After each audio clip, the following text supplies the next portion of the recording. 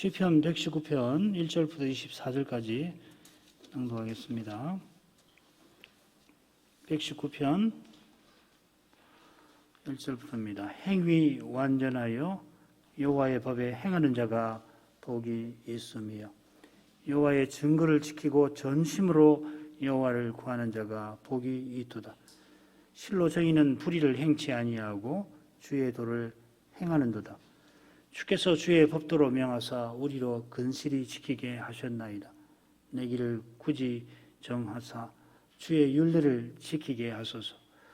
내가 주의 모든 계명에 주의할 때에는 부끄럽지 아니하리이다. 내가 주의 의로운 판단을 배울 때에는 정직한 마음으로 주께 감사하리이다.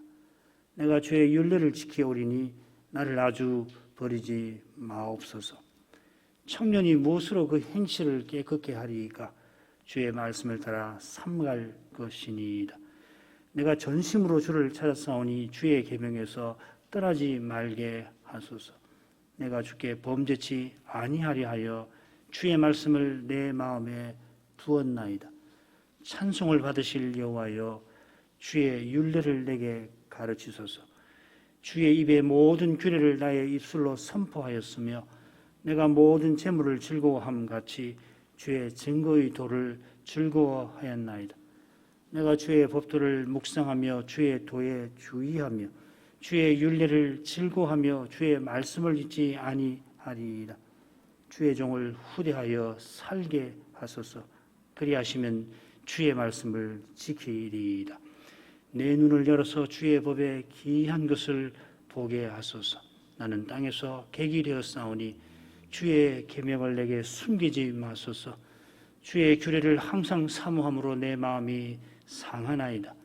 교만하여 저주를 받으며 주의 계명에서 떠나는 자를 주께서 꾸짖으셨나이다. 내가 주의 증거를 지켰사오니 회방과 멸시를 내게서 떠나게 하소서. 방백들도 앉아 나를 회방하였사오나 주의 종은 주의 율례를 묵상하였나이다. 주의 증거는 나의 즐거움이요 나의 모사니이다. 그리스도께서 내가 내 교회를 세우리라 하셨듯이 교회를 세우는 방도도 친히 정하셨습니다. 이 방도가 교회의 표지와 겹치는 것은 당연합니다. 교회 표지라고 하는 것은 이 세상에서 교회를 식별하는 표 혹은 이 교회가 그리스도의 몸으로서 존재하는 그 드러난 증거입니다. 잘 아시는 대로 그 표지는 말씀 성령의 권징인데 이 권징은 결국 말씀을 전하고 받는 여부와 붙어 있고 세례를 주고 성찬에 참여하는 것과 직접 연결됩니다. 그리스도의 말씀을 듣고 그리스도를 믿는 자에게 세례 주어서 교회에 속하게 하고 교회에 들어온 그가 말씀을 계속 듣고 성찬에 참여하여 그리스도의 지체로 살게 하는 것입니다. 교회는 그리스도를 믿지 아니하는 자에게 세례를 주지 아니하듯이 그리스도를 거슬러 행하는 자에게 성찬을 허락지 아니합니다. 그리스도를 믿는 것이나 그리스도로 사는 길이 무엇보다 그리스도의 말씀을 전하고 받는 거기에 있습니다. 그리스도의 말씀을 전하고 받는 교회가 그 말씀으로 하나님의 이름을 불러 하나님을 가까이 합니다. 그리스도와 교회를 하나님을 모신 거기에 그리스도의 몸과 지체로 사는 거기에 교회의 본질이 있습니다. 그리스도께서 내가 내 교회를 세우리라 하신 그 약속을 여전히 지키고 계시므로 이날에 우리가 삼위의 이름으로 삼위의 이름을 부르며 말씀을 전하고 받습니다. 자, 이것이 언약의 교제 곧 거룩한 사귐입니다. 이제 우리의 신앙을 고백하며 하나님께 더욱 나아가겠습니다. 89문 말씀이 어떻게 구원을 위하여 효력 있게 됩니까? 하나님의 성신께서 말씀의 낭독, 특별히 강서를 효력 있는 방도로 쓰셔서 죄인을 설복하고 회개시키며 거룩함과 위로로 그들을 세워서 믿음으로 구원에 이르게 합니다. 90문 하나님의 말씀을 어떻게 읽고 들어야 그것이 구원을 위하여 효력 있게 됩니까? 하나님의 말씀이 구원을 위하여 효력 있게 되려면 우리는 부지런함과 준비와 기도로서 말씀에 집중하며 그 말씀을 믿음과 사랑으로 받아들이고 우리의 마음에 간직하고 우리의 생활에서 실천해야 합니다. 두 문답에 많은 교훈이 담겨 있습니다만은 세 주제로 간단히 생각해 보죠. 첫째로 성신께서 말씀의 낭독, 특별히 이 강서를 효력 있게 방도로 쓰십니다. 둘째로 하나님께서 강단에서 복음을 전파하게 하셔서 회개와 믿음으로 구원에 이르게 하십니다. 말씀이 이 구원을 위하여 효력 있게 되는 길이 제시되어 있는데 90문에 네 가지입니다. 듣고 받아들이고 간직하고 실천하는 것이라 했습니다. 첫 번째 주제로 갑니다. 얼른 생각하면은 이 은혜의 세 방도 중에 말씀이 제일 중요한 것 같은데 말씀에 관한 문답이 성례나 기도보다 적어서 오직 성경을 고백하는 분들은 다소 의아해할 수도 있겠습니다.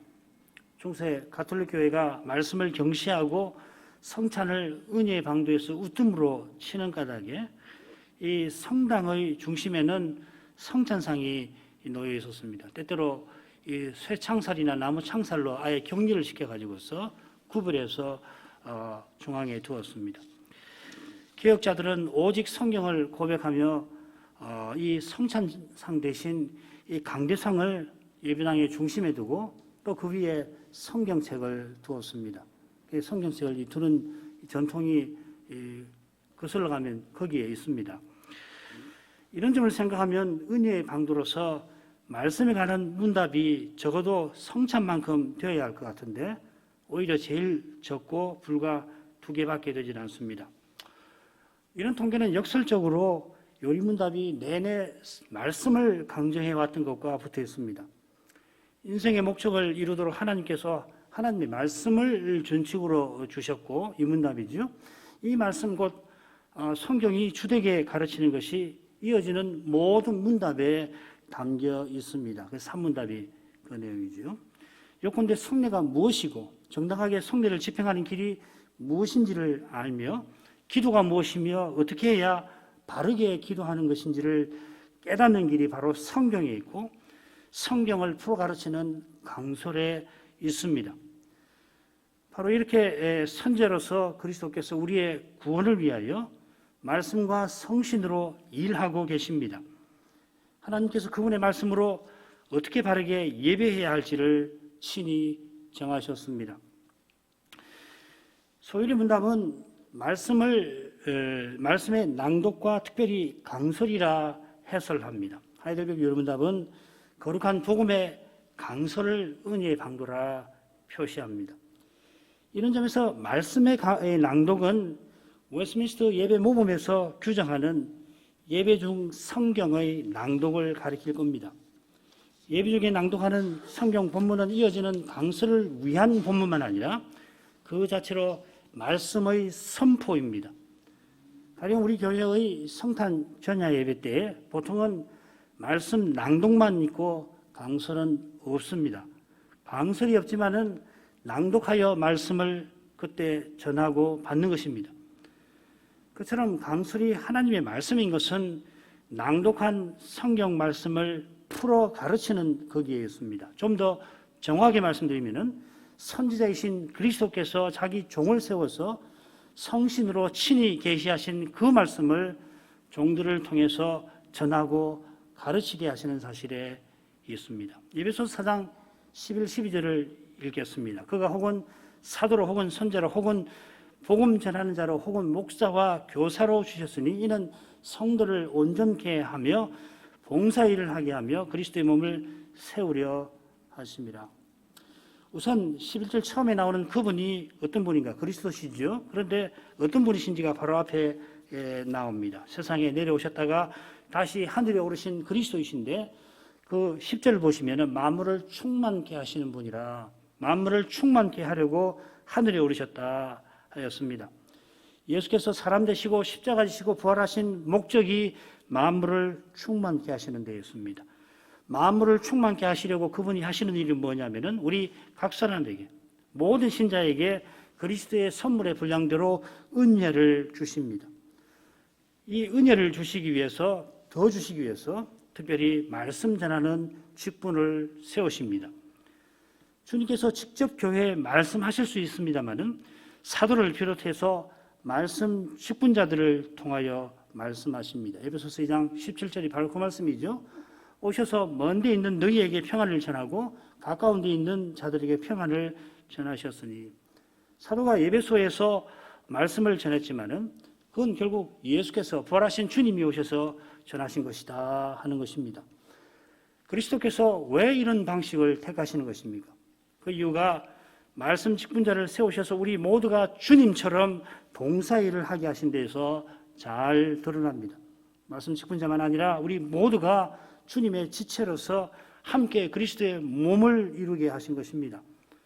이것이 이어 에베소서 4장 15, 16절에서 머리와 몸과 그리고 마디와 다른 지체들의 이미지를 통해서 가르치는 그 교훈인 것입니다. 그리스도께서 우리의 머리이신데, 좀 더 정확하게는 우리는 그리스도 안에, 그리스도께서 자기 안에서 지으신 새로운 사람으로서 우리입니다. 우리가 그리스도 안에서 그리스도의 몸과 지체입니다. 그래서 그리스도께서 우리 없이 계시지 않습니다. 주님께서 놀랍게도 우리와 함께 하나의 새로운 사람에 친히 속해 주시는데, 우리가 이미 부활하신 그 그리스도께, 머리에게 이신 주님에게 자라가게 하시는 것입니다. 우리가 주님과 같아지는 목표에 이르게 하시는 것입니다. 우리가 주님과 같아진 다음에는 이제 주님 없이 각각 사는 것이 아니라 완전하게 그리스도의 몸과 지체로 함께 살 것입니다. 그처럼 재림 후에 그리스도는 신의, 사람의 본성을 다 버려버리시고 다시 신으로만 사시는 것 아닙니다.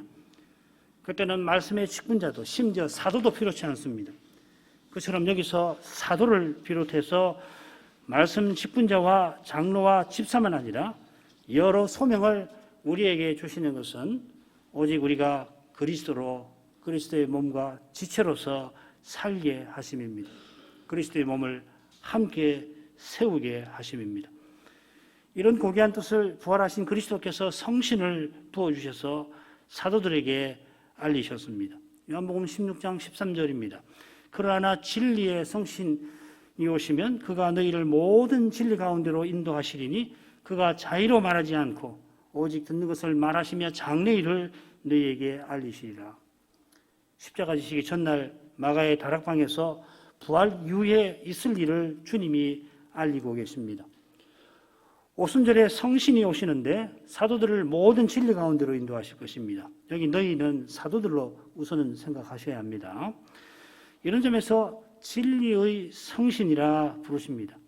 이 진리는 16장 15절에 아버지께 있는 것은 다 내 것이라 하신 말씀에 잘 드러납니다. 이 철학적 진리가 아니라 이 말이죠. 아버지께서 아들에게 계시하신 모든 것이고 아들께서 세상에 오셔서 전하신 모든 것입니다. 아들께서 세상에 아버지를 지금까지 전하고 계셨는데 이제 결정적인 내용이 남아 있습니다. 말씀하시던 그 밤이 지나고 그리스도는 십자가를 지실 것입니다.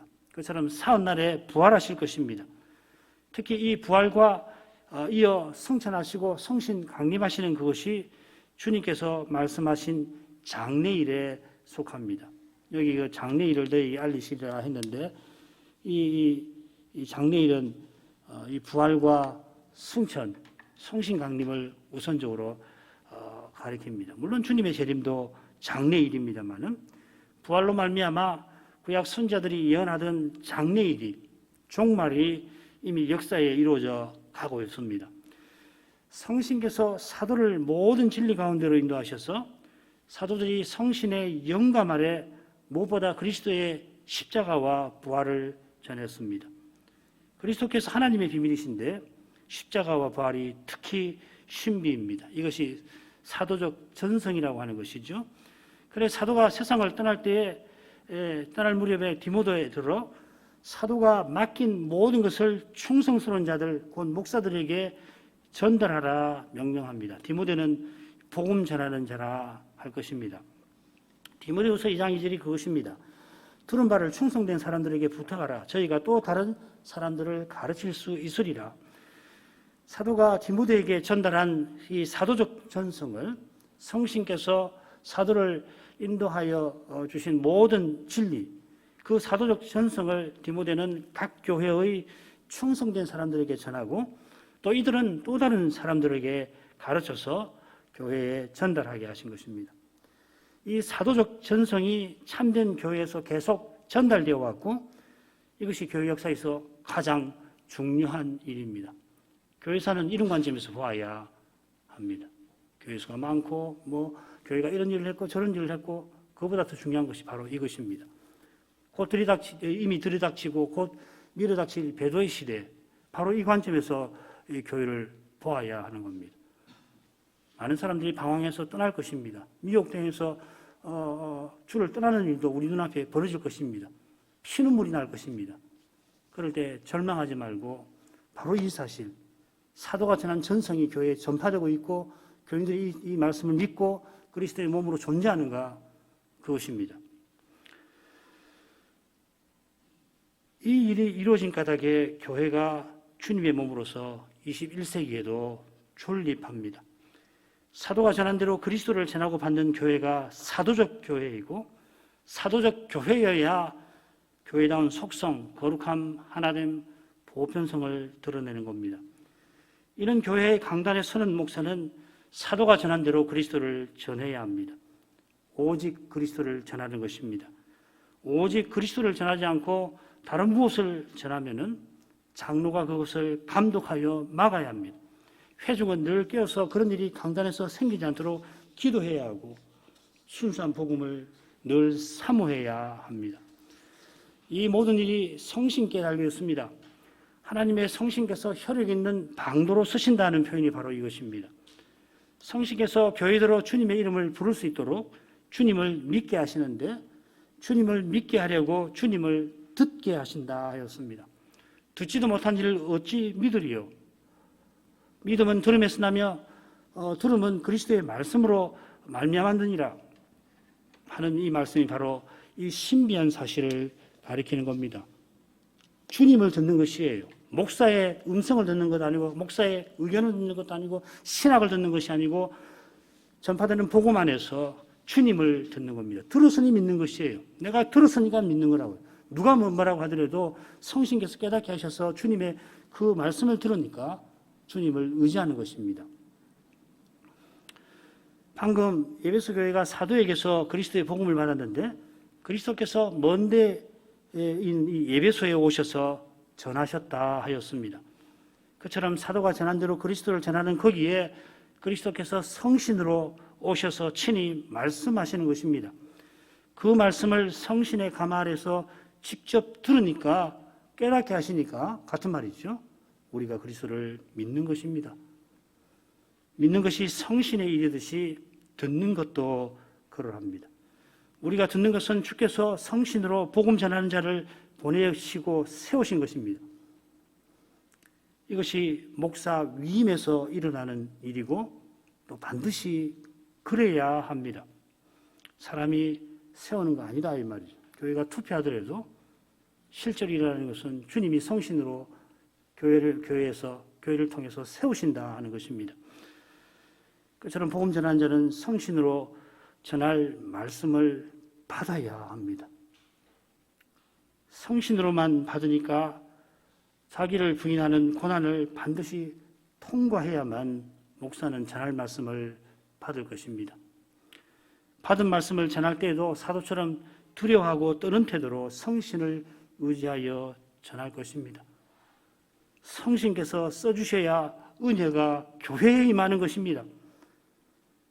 이렇게 은혜의 방도로서 말씀이 순수하게 전해지고 받아져야만 교회는 교회답게 섭니다. 다른 길 없습니다. 다른 방법이 없습니다. 오직 이렇게 해야만 교회가 서는 것이에요. 그러면 교회가 교회답게 선다는 것이 무엇인지 둘째 주제에서 증거 구절을 통해서 조금 생각해 나가십시다. 회개와 믿음으로 구원에 이르게 하신다. 이게 결국 무슨 말이냐? 개인이 구원받는다는 말인가? 물론이지요. 그러나 결국은 이 교회가 교회답게 선다 하는 뜻이지 나는 구원받고 끝이다 이런 거 아니잖아요. 사도행전 16장 14절을 읽습니다. 두아디라 성의 자주장사로서 하나님을 공경하는 루디아라 하는 한 여자가 들었는데 주께서 그 마음을 열어 바울의 말을 청종하게 하신지라.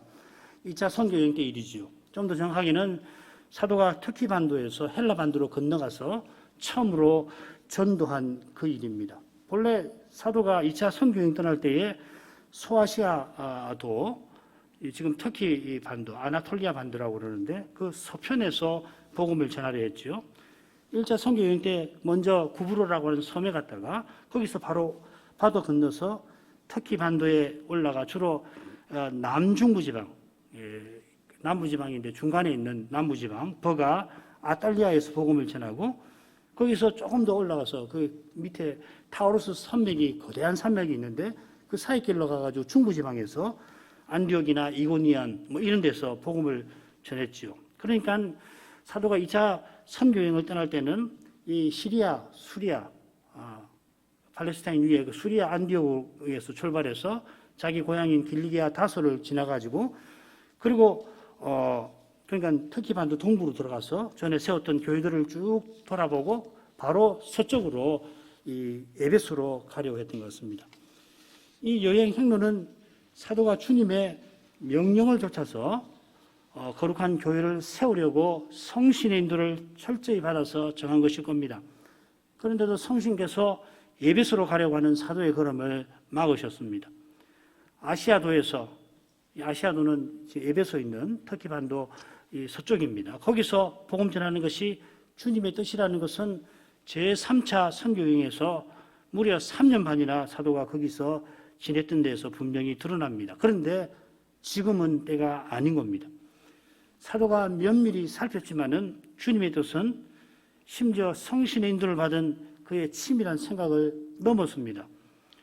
주님의 뜻이 무엇일까? 왜 2차 선교여행 때 막으셨을까?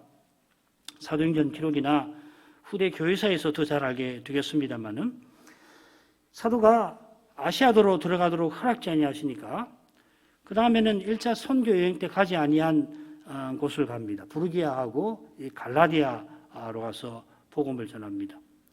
이 사역이 갈라디아서를 해석하는데 매우 중요한 것인 줄 알고 계실 겁니다.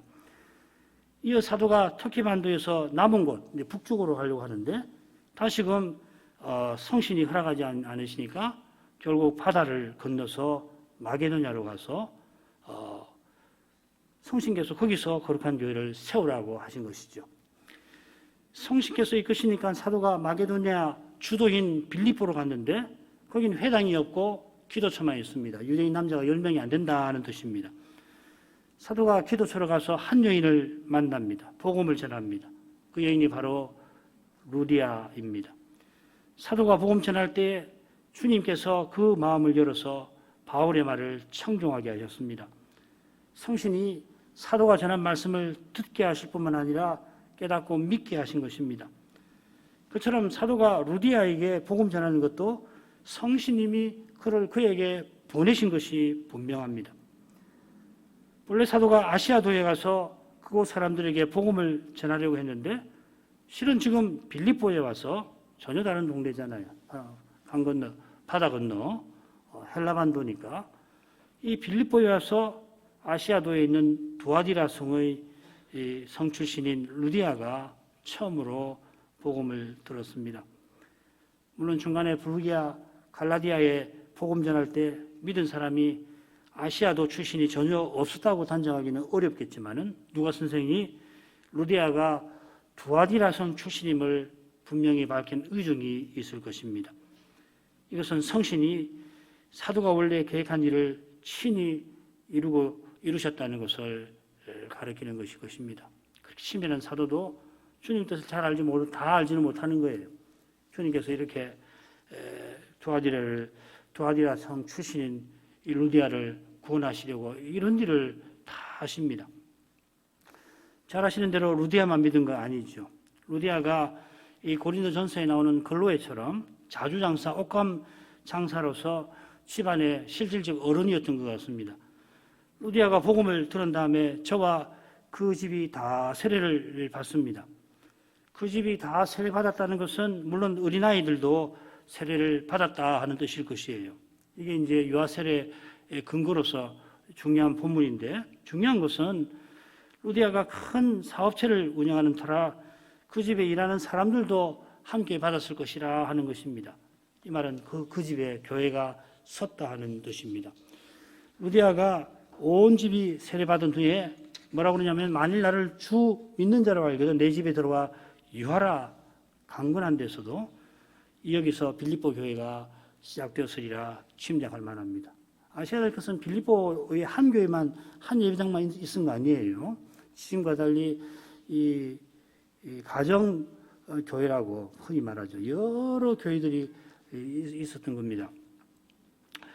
그 중에 이제 먼저 루디아의 집에서 교회가 섰을 거로 짐작합니다. 바울 사도가 데살로니가나 고린도에서 자비량할 때 아마 이 루디아가 사도의 선교비를 넉넉하게 보냈을 텐데, 개인적으로 보낸 게 아니라 교회로서 보냈을 것입니다. 그게 빌립보서 4장 15, 16절, 고린도후서 11장 9절 같은 데서 알 수가 있습니다.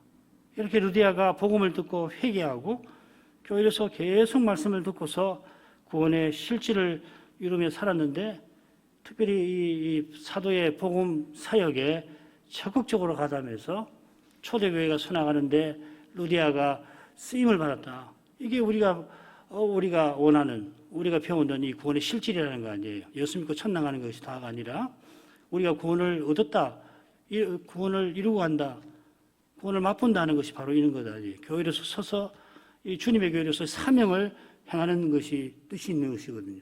그러라고 우리가 이 땅에 살게 하시는 거, 교회로 서게 하시는 거 아니에요.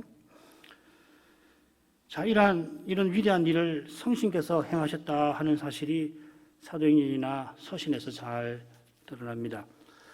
자, 그러면은 루디아의 경우처럼 말씀이 구원을 위하여 효력 있게 되는 길이 무엇인가 조금 더 구체적으로 생각하겠는데, 넷으로 풀어서 설명하죠. 첫째로 말씀을 듣는 태도가 무엇인가를 설명하는데, 부지런함과 준비와 기도로서 말씀에 집중한다. 이 듣는다는 말이에요. 사실은 집중한다라고 표현했습니다. 성경 구절 한 군데를 인용하죠. 시편 119편 18절입니다. 내 눈을 열어서 주의 법에 귀한 것을 보게 하소서. 시편 119편의 시인이 얼마나 율법을 잘하는 분인가 오늘 낭독한 말씀에서도 느끼셨을 겁니다. 그분이 율법을 잘하는 비결이 이 말씀에 잘 나옵니다. 시인은 주의 법에 기이한 것을 보기를 원합니다. 좀 더 정확하게 번역하면은 주의 법에서 기이한 일들을 보기를 원한다 하였습니다. 이 기이한 일들이라고 하는 것은 출애굽과 같은 하나님의 위대한 구원 사역을 가리킵니다. 오늘 우리 찬송 부른 시편 131편의 시인이 겸손히 내가 크고 기이한 일을 꿈꾸지 아니한다 한 것처럼 같은 말입니다. 이 기이한 일. 기이한 일은 직접 눈앞에 벌어져도 사람이 깨닫지 못하는 하나님의 위대한 일을 가리킵니다. 바로가 자신의 장자마저 죽는 일을 겪고도 군대를 몰고서 이스라엘을 치리하였습니다. 다른 9 재앙을 겪은 것도 모자라 마지막 10 재앙을 겪고서도 10번째 재앙을 겪고서도 여호와께서 어떤 분이신지를 깨닫지 못한 것입니다. 바로가 본래 거룩한 시인보다 더 악해서 그런 것 아닙니다. 시인이 바로 이 사실을 누구보다 철저히 깨달은 까닭에 이처럼 거룩한 시를 쓴 것입니다. 이 시는 그저 사람의 경험이나 혹은 상상을 따라 지은 사람의 창작물이 아니라 성신의 영감을 조차 쓴 하나님의 말씀입니다. 시인이 내 눈을 열어주실 것을 구한 것은 사람이 거룩한 일에 얼마나 어두운지를 잘 안 것입니다. 계시를 받아 전하는 시인처럼 계시를 풀어 전하는 말씀을 듣는 우리도 내 눈을 열어주실 것을 구해야 합니다. 그래야 주의 귀한 일을 보는 겁니다. 믿음의 눈이 생기는 것입니다. 그리스도의 십자가와 부활을 깨닫습니다. 주의 구원이 절실한 만큼 말씀 듣는 일에 부지런히 준비할 것입니다. 돈 벌기 위해서 얼마나 부지런한가를 생각해 본다면 하나님의 말씀을 금, 곧 정금보다 더 사모하는 태도가 실로 마땅할 것입니다. 정금만큼 사모해도 교회와 신자의 삶이 상당히 달라질 것 같은데요. 그러나 근본적인 변화는 말씀을 정금보다 더 사모하는 태도에서만 열리는 것입니다. 이런 태도로만 21세기 교회는 이 시대를 이기게 될 것입니다. 이런 태도로 말씀을 듣는 교회와 신자는 그 말씀을 믿음과 사랑으로 받아들입니다. 데살로니가후서 2장 10절입니다. 불의의 모든 속임으로 멸망하는 자들에게 임하리니 이는 저희가 진리의 사랑을 받지 아니하여 구원함을 얻지 못함이니라. 지금 불의의 모든 속임으로 멸망하는 자들에게 누구가 임하느냐 하면은 악한 자라. 우리말 성경에는 그렇게 돼 있죠. 9절에. 원문에는 이 악한 자란 말 없습니다. 불법의 사람, 적그리스도가 임한다 합니다. 이 악한 자라고 하면 마귀를 떠올리는데 악한 자란 말 없어요. 적그리스도가 임한다. 적그리스도가 재림 직전에 등장해서 온 세상을 미혹하게 될 것입니다. 계시록에는 마귀가 지금 결박되어 있다가 재림 직전에 잠시 놓인다고 했는데 결박에서 놓이니까 결박되기 전처럼 무슨 일을 하냐면 만국을 미혹하는 겁니다. 온 세상이 마귀를 뒤쫓을 것입니다. 내가 잘 알고 있는 사람들도 그때는 이 마귀를 이 적그리스도를 쫓을 자가 실로 많을 것입니다. 그때 오직 진리의 사랑을 받은 사람만 그 미혹에 빠지지 않는다 하였습니다. 멸망하는 자들이 진리를 거부한다 아니하고 진리의 사랑을 거부하여 구원받지 못한다고 하고 사도가 표현합니다. 이 표현을 쓰는 것은 복음의 진리를 들을 때 그저 지식적으로 받는 게 아니라 사랑으로 받아야 함을 지적하는 것입니다. 하나님 말씀을 사모해야 되는 것이에요. 달리 표현하면은 복음을 듣는 것은 그리스도를 듣는 것이니 우리가 마땅히 그리스도를 영접하고 의지하듯이 해야 하듯이 그렇게 신뢰하고 사랑하는 마음으로 10분 이하에 비해서는 착하고 좋은 마음으로 복음 강서를 들어야 저 두려운 시대의 도전을 이길 것입니다. 이게 본질입니다. 핵심입니다. 지금 우리에게 주어진 이 중대한 일이 바로 이것입니다. 이 먼 시대 이야기 아니에요. 우리의 일이라고 이게. 이런 점에서 말씀을 전하고 받는 일의 신뢰가 얼마나 중요한지를 생각하고 또 생각합니다. 교회에 문제 생길 때마다 이 점이 제일 중요합니다. 말씀 전하는 자는 누구보다 이 신뢰를 위해서 무슨 일이든지 감내해야 합니다. 모든 것을 버리고서 이것을 지켜내야 할 것입니다. 셋째로 들은 말씀을 마음에 간직해야 약속하신 은혜를 얻습니다. 시편 119편 11절을 읽습니다. 내가 주께 범죄치 아니하리 하여 주의 말씀을 내 마음에 두었나이다. 119편의 시인은 범죄치 아니하려 하여 말씀을 마음에 둔다 하였습니다. 여기서도 그가 죄를 얼마나 두려워하는지 인생이 얼마나 약한지 잊지 아니합니다. 그 길이 말씀에 있다, 은혜에 있다 고백하는 거죠. 죄 짓지 않을 수 없는 인생이 죄 짓지 않을 이 놀라운 길이 말씀에만 있는 것입니다. 그가 이 말씀을 얼마나 귀하게 여겼겠습니까? 여기 둔다는 말이 그것이에요. 이것이 말씀을 대하는 그의 태도를 잘 보여줍니다. 보물로 간직한다는 뜻입니다. 사람이 썩을 몸을, 이 육신의 몸을, 육의 몸을 입고 있어서 누구나가 정금을 썩지 않을 것 같은 정금을 보물로 간직합니다. 이거는 본능입니다. 사람이 지금 썩을 몸을 입고 있으니까 그게 금을 추구하는 거예요. 금으로 치장하는 것이에요.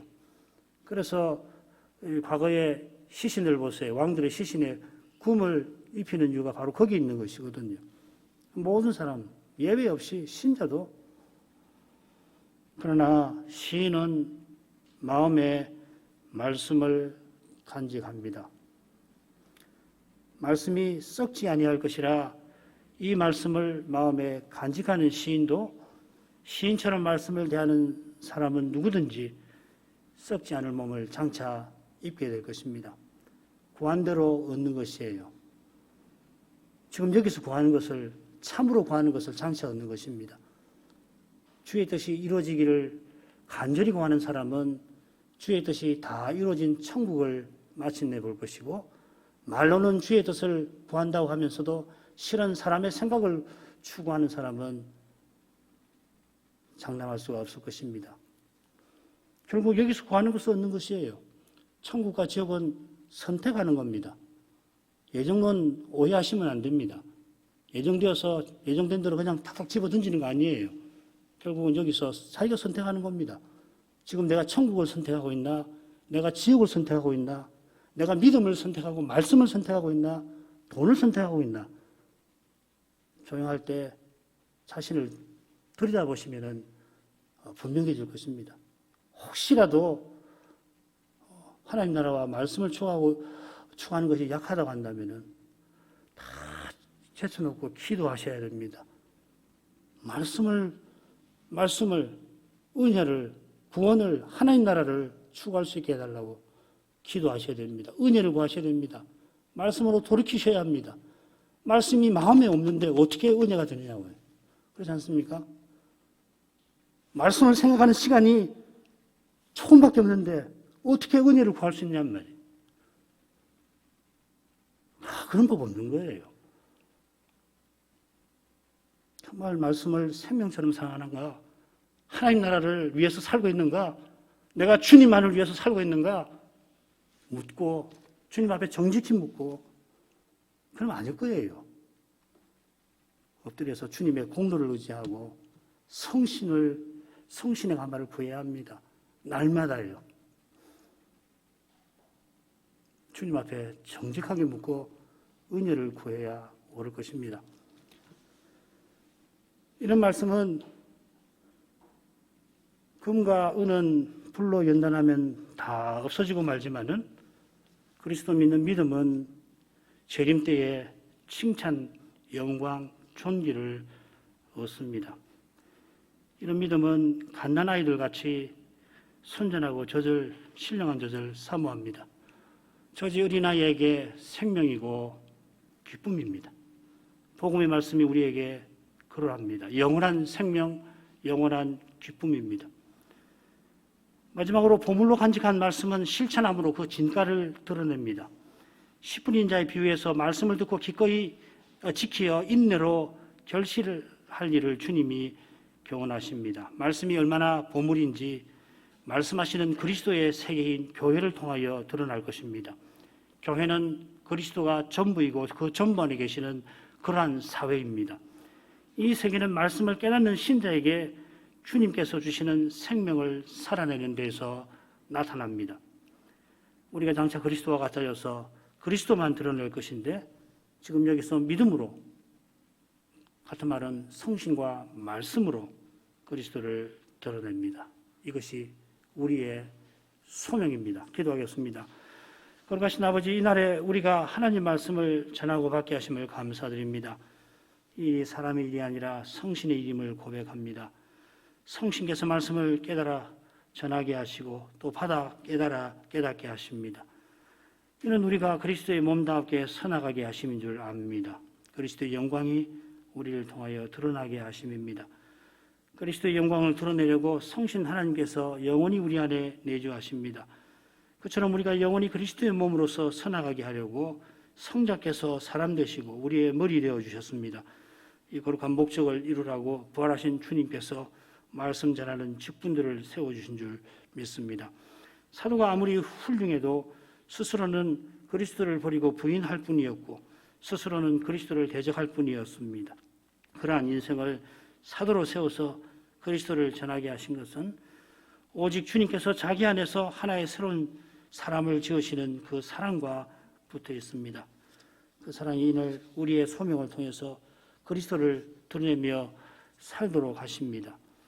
장차 그리스도를 온전히 그리고 영원히 드러내며 살게 하실 것입니다. 저 복된 날을 바라보며 이날 그리스도로 행하며 하나님께 감사하게 하옵소서. 주님의 교회가 이러한 감사로서 실로 두려운 시대의 도전을 이기고 나가게 하옵소서. 그리스도의 말씀을 순수하게 전하고 또 받게 하옵소서. 예수님 이름으로 기도합니다. 아멘.